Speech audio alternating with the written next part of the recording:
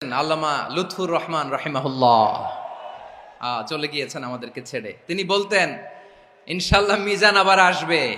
একটা মাহফিলে 10 লাখ 15 লাখ লোক হওয়া, এটা দুনিয়ার কোনো রাষ্ট্রপ্রধানের ইতিহাসেও নেই। আর একজন রাষ্ট্রপ্রধান যখন কোনো এলাকায় যায়, সেখানে রিজার্ভ গাড়ি দেওয়া হয়, জায়গা জায়গা থেকে গাড়ি প্রেরণ করা হয়, সার্ভ করা হয়, তাদেরকে ভাড়া দেওয়া হয়, খানা দেওয়া হয়, গরু জবাই করে একবারে মোরগ মুসাল্লাম বিরিয়ানি এগুলো দেওয়া হয়। তারপরে যাওয়ার সময় আবার কিছু নগদ হাদিয়াও দেওয়া হয়। কিন্তু আমাদের মাহফিলে, আমার ছেলেদের, আমার সন্তানদের মাহফিলে যারা আসে, তারা নিজের খরচে আসে, নিজের খরচে খায়। সোজা কথা, সংক্ষিপ্ত কথা, চূড়ান্ত কথা, শেষ কথা, মিজান আবার আসবে, বিজয়ীর বেশে আসবে। এই দেশের তাওহীদি জনতা এমন ইতিহাস সৃষ্টি করে তাকে আলিঙ্গন করবে ইনশাআল্লাহ। হুজুর, আমি তো আসলাম, আপনি তো আমাদেরকে ছেড়ে চলে গেলেন। আল্লাহু আকবার, আল্লাহু আকবার, আল্লাহু আকবার। গলায় কোনো সুর ছিল না, সুর দিয়ে কথা বলতেন না, কিন্তু এত চমৎকার শব্দের বুনন, এত চমৎকার প্রেজেন্টেশন, এত চমৎকার ভাবে ঐতিহাসিক বর্ণনাগুলো তিনি উপস্থাপন করতেন। মন্ত্রমুগ্ধ হয়ে আমরা আল্লামা লুৎফুর রহমানের কথা শুনেছি। আমরা হযরতুল আল্লাম লুৎফুর রহমান রাহিমাহুল্লাহর জন্য এই বিশাল ময়দান থেকে দোয়া করছি, আল্লাহ তাআলা তুমি তোমার এই খাদেমকে জান্নাতের মেহমান হিসেবে কবুল করে নাও। He was a strong mouthpiece of Islamic revivalism. Islamic জাগরণের স্ট্রং মাউথপিস ছিলেন আল্লামা সাঈদী রাহিমাহুল্লাহ। অনেক দোয়া পেয়েছেন, আমরা পড়েছি, এমন জীবন তুমি করিবে গঠন, মরণে হাসিবে তুমি, কাঁদিবে ভুবন। গোটা বিশ্বকে তিনি কাঁদিয়েছেন। আল্লামা যখন ইন্তেকাল করলেন, আমি তখন মালয়েশিয়া থেকে যুক্তরাষ্ট্রে একটা কনফারেন্সে যোগ দিতে যাচ্ছি, কাতার এয়ারলাইন্সে। মালয়েশিয়া থেকে দোহাতে নামলাম। দোহায় যখন আমার ট্রানজিট, তখন শুনতে পেলাম যে আল্লামা বিদায় নিয়েছেন।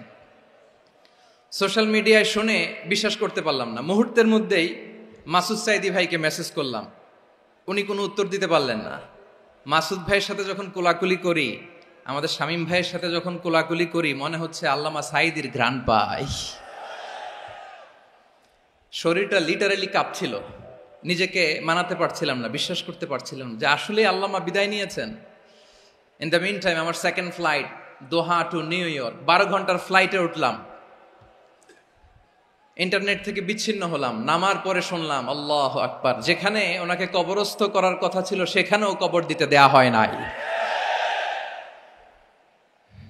ছবিগুলো দেখতে লাগলাম, হাসিমাখা মুখ, হাসিমাখা নিথর দেহটা, মরণে হাসিবে তুমি, কাঁদিবে ভুবন। From east to west, from north to south, the entire globe, গোটা বিশ্ব ওনার জন্য কেঁদেছে, গোটা বিশ্ব কেঁদেছে। কাবার গিলাফ ধরে ধরে মানুষ চিৎকার করেছে। এর চেয়ে শ্রেষ্ঠ মৃত্যুকার হতে পারে? আমাদের আল্লামার আর কি পাওয়ার ছিল বলেন? আর কি পাওয়ার ছিল?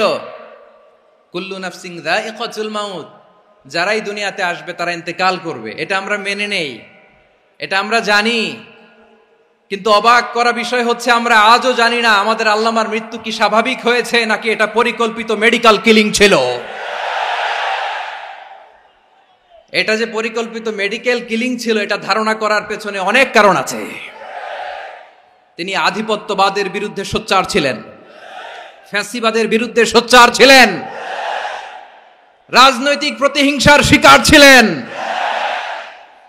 এজন্য এটা মেডিকেল কিলিং হতে পারে এ ধারণা আমরা করতেই পারি। আওয়াজ করে বলেন ঠিক কিনা?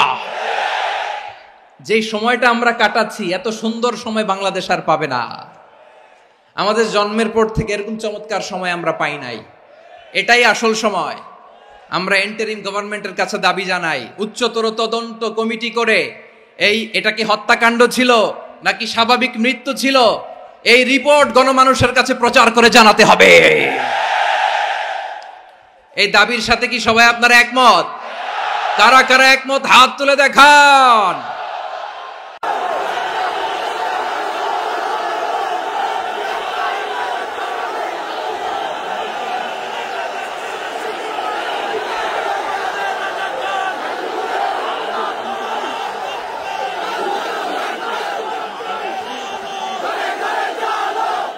প্রিয় চট্টলাবাসী, আল্লাহ তাআলা তার এই মুখলেস গোলামকে তার জান্নাতুল ফেরদাউসের মেহমান হিসেবে কবুল করুক, তার জীবনের সকল খেদমাগুলোকে কবুল করুক, জান্নাতুল ফেরদাউসের আলা মাকামে তাকে মেহমান হিসেবে কবুল করুক।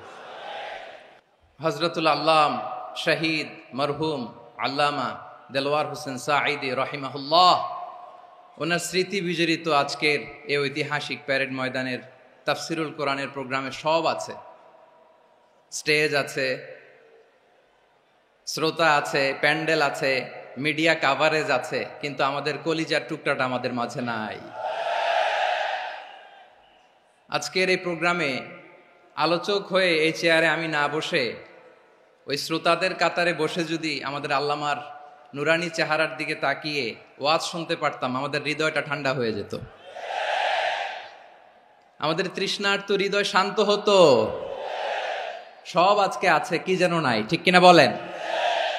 আল্লাহ তাআলা প্রতি 100 বছরে একজন মুজাদ্দিদ পাঠায়, প্রতি 100 বছরে একজন মুজাদ্দিদ, যিনি সমাজকে সংস্কার করেন।